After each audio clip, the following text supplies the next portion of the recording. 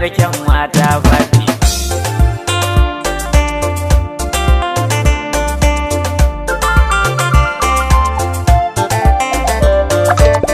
Ai baba ina kallon ka kana kai hannu za ka riko ta.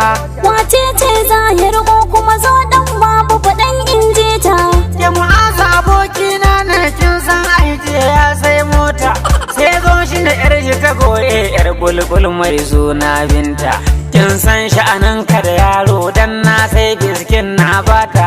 Shi ne kishin shi ya motsa za a daɗa ma kayan sallah.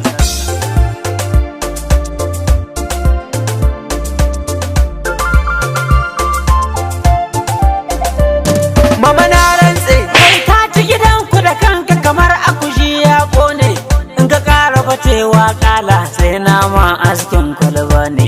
Wai ya kama sawa yaro ko ya ganka a wani waje ne. Na lura kamar da walaki zo ka faɗa mini ko menene.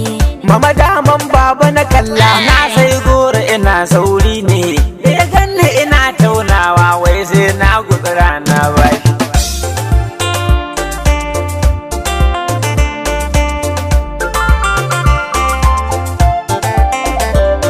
Ke tashi ki ɗauko min canjin nan kai kuma zo nan in aike ka. Kai, ka ci gidanku. Yau ni za ka wato nan shuka, wato kar in daɗa aure kafi da zan kallon mamarka. Baba to ka bari na sanar mata ai ita ma sai ta sa albarka. Ni na ga kan ba laifi ai ya duku a bar nema ne.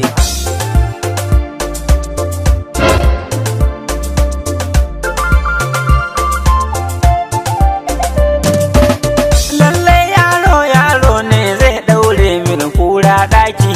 In banda abunka na shirme in ka faɗi ka tono aiki. To fa za a siya min keke kyakkyawa mai karfin birki. Sannan kuma duk sati ɗaya za a rika yi mini sabon ɗinki.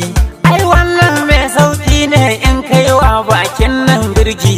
Yanzu ma haka je ga wannan karɓu ka je ka sayo takalma.